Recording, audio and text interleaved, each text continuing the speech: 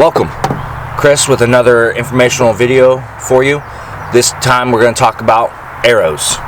So we're going to talk about the arrow setup that I'm going with this year and why I made the decisions I made, and just a couple other key little pointers that we can go with. So let's first talk about the arrow I was running last year. So the arrow shaft is a Beeman Black Max, which they don't make anymore, but a 340 spined arrow. I was running three vanes, 4 inches long, and I was running with a Shuttle T-Lock 100 grain broadhead. Great arrow setup. I've had success in the past with it. Done well for me. Everything that I wanted. I just wanted a little bit something different. First, what I was looking for was a little bit more stability in the back end. So I went with 4 fletch, slimmed them down, and went to the 3-inch AAE hybrid vane. Next, I wanted a little bit more front of center, and I wanted to go a little bit heavier in the front end. So I went with the Valkyrie 150 grain, solid one-piece broadhead, all steel, very strong, double beveled. Love the broadhead so far. Can't wait to see what it's going to do to some animals this fall. As you can see, I didn't go crazy. I didn't go to 200 plus grain broadheads. I didn't go very crazy on the arrow, anything like that, because honestly, doing it on a budget. So it's the same arrow shaft. I just wanted to get a little bit more FOC on the front end, a little bit more stability on the back end. So, you know, I stripped off the vanes, went and bought new vanes, had a buddy that has got a jig, put them on for me, and all I had to do was switch the broadhead tip. Now, when I changed the broadhead though, it does weaken your spine. So if you're gonna go heavier on the front end, you need a stiffer arrow, because this arrow is pushing this broadhead down, and so it's gonna flex as it's coming out of the bow. So I did have to go drop down my bow weight from 70 pounds to 65. I probably could drop it down a little bit more, but it's shooting well at 65. So we'll continue shooting through the summer and see what it does. But arrow shaft spineness is important, especially when you're going to try to run heavier in the front and more FOC. If I was to go up above the 150 that I did grab, I would have to adjust the spine of this greatly, and that's something I'm looking into next year. The reason I didn't adjust the spine this year, honestly, can't afford it. I was trying to go a little heavier on the front end and more FOC with as cheap as I can with the current setup that I have, and that's the best way I could come about doing it. Some other stats with this arrow. So it's a 28-inch arrow. As I said, 150 grain tip on the front end. So that gives me a 12.5% FOC.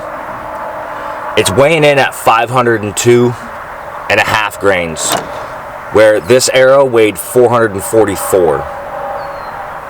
So once again, like I was saying, I think next year, if I can, I'm going to try to maybe go up to a 175, and then I'm also going to change the spine and buy a new dozen arrows to see if I can get up to that 520, 530 range on total arrow weight.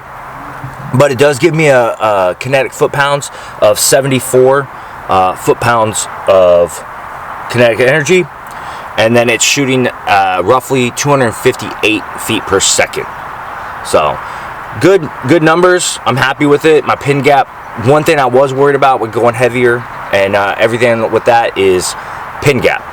I'm shooting out the west, and I'm getting into shooting mule deer, where pin gap, it can be important, and you want a little bit less of a gap. That way, airs, deer moves out another 5-10 yards, and it's not as egregious as it is with a larger pin gap.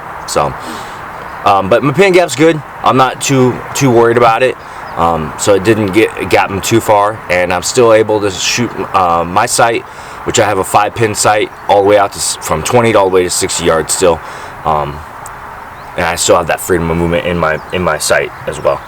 So once I got all the arrows set up and stuff, and we spun them on a on a spinner and picked out the best arrows and identified bad knocks or anything like that, because I've been shooting these arrows for quite some years, is we went to paper tune.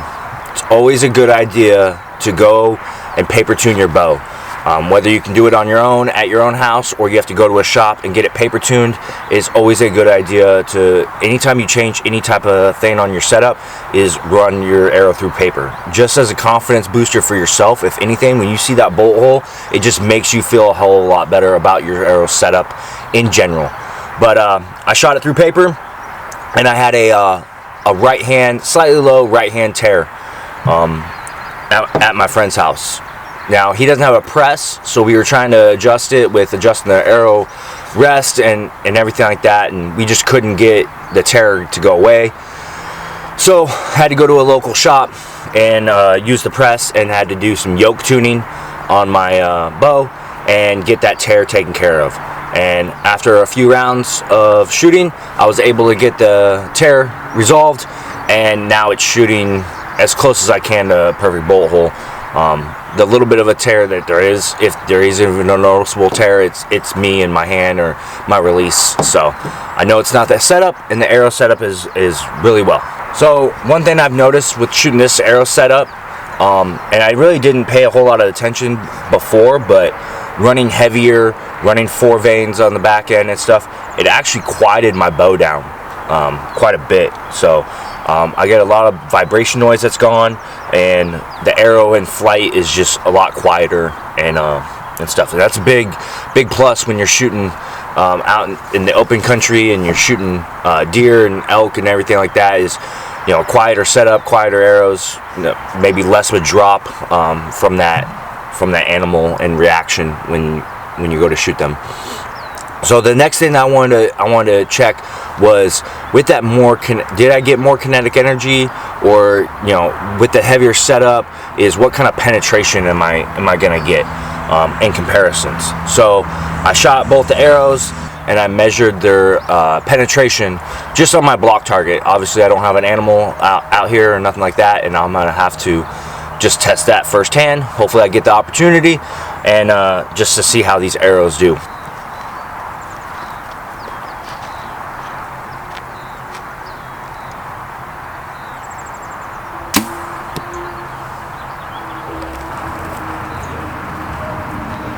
So this is the first time I've ever done that, and I'm giving you the real results. I mean, as you can see, there's not that much of a difference. And I don't know if it's because my old setup hit a softer spot in there, or the new setup hit a harder spot. But I mean, when it comes to a Delta Mackenzie target, the penetration is the same. That's at 30 yards. So we might back it up to 40 yards and see if there's any difference there.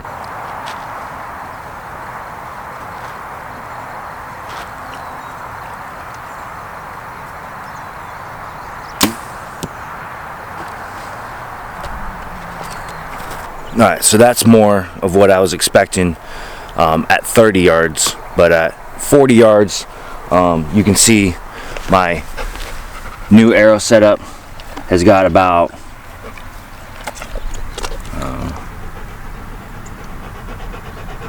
it's got a couple inch more penetration than the old arrow setup had. So I'll take it. Greater distance, greater penetration. So that's what the goal was. Well, so that's gonna conclude today's informational series about arrow setups and my new setup, and why I chose what I chose, and, you know, how to do it. So as you can see, you know, if you want to get a little bit more FOC, a little bit more front of center, get a little heavier with your current arrow setup, it is possible. You can do it. And if you have that arrow spine that's just right there on the mix, and if you add a little bit more on the front, it's going to weaken it. Just drop your poundage down.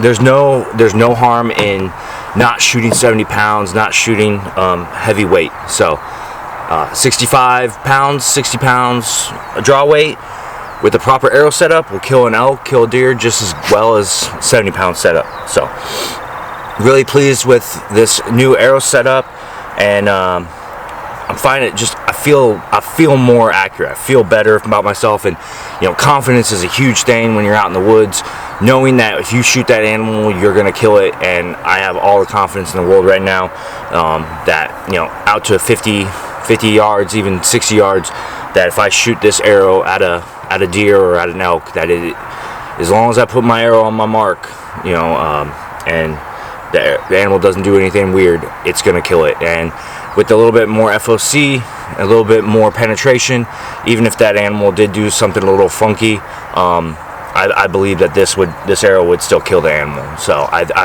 have all the confidence in the world that this will blow through a deer's shoulder. Elk shoulder, probably not. I don't think there's much out there that can do that. But a deer's shoulder, mule deer, even a big mule deer front shoulder, I think that this would go through the first shoulder blade with no problem, and get some good penetration, enough to wound the animal, to slow it down to where I could get in for a fall-on shot if it didn't kill it. So once again, very confident in the arrow, hoping that I have some success this year. I'm hoping you guys have success as well. Let us know, if there's any other informational series videos you want us to cover, anything else you want us to cover throughout the summer, until we get to hunting. Good luck to you and all your hunting adventures, and hopefully you're able to get the opportunity at some animals. So hit that subscribe button. We have a very awesome fall lined up. Me and Garrett were talking last night about all the opportunities we're gonna have, and how we're gonna try to map out this year's videos series for you guys, and hopefully we have a lot of animals for you guys, and get some animals on the ground. So once again, follow us on Instagram, follow us on Facebook, go to our shop, get some gear, get some swag. We need gas money. So alright, catch you later.